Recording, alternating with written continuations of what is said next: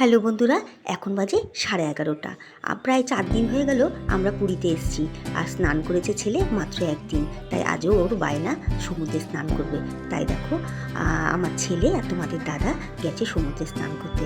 তাই ভাবলাম অনেকক্ষণ তো বসে থাকতে হবে, একটু বসে ডাব খাই। ডাব তো খাওয়া হলো, এই শ্বাস এটার একটু শ্বাস খাবো, ভিতরে বেশ ভালো শ্বাস আছে, শ্বাসটা কেটে দেবে, বসে বসে শ্বাস খাবো। এনার কাছ থেকে ডাব নিয়েছি, একটু কেটে দিন না।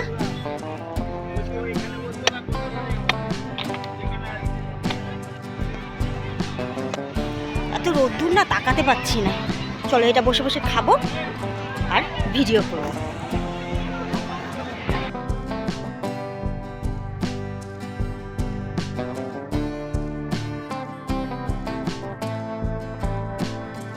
আজ মঙ্গলবার, আমি বজরংবলীর পুজো করি, তাই আজ নিরামিষ খাবো।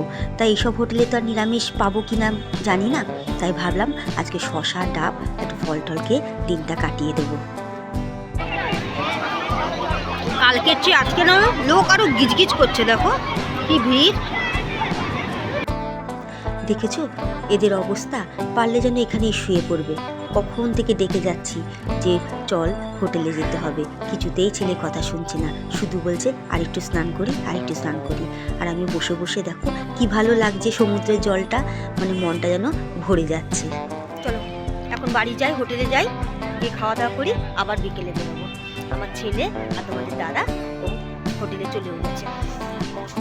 আমরা যে হোটেলে উঠেছি তার ঠিক পাশে একটা রেস্টুরেন্ট আছে, কাকাতুয়া।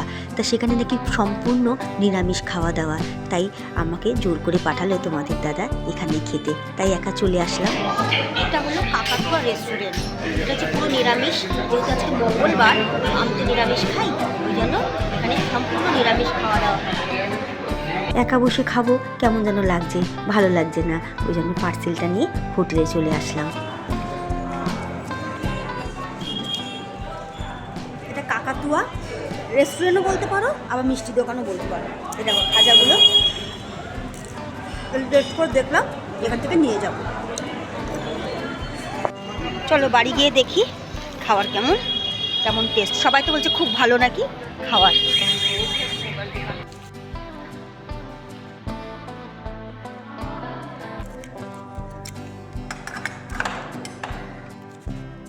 চলো দেখে নিই আজকে নিরামিষ থালিতে কি কি আছে। আজকের ভেজ থালিতে দেখো কি কি ছিল। দাম নিয়েছে 150 টাকা, কিন্তু যথেষ্ট মনে হয় না আমি খেয়ে সারতে পারবো।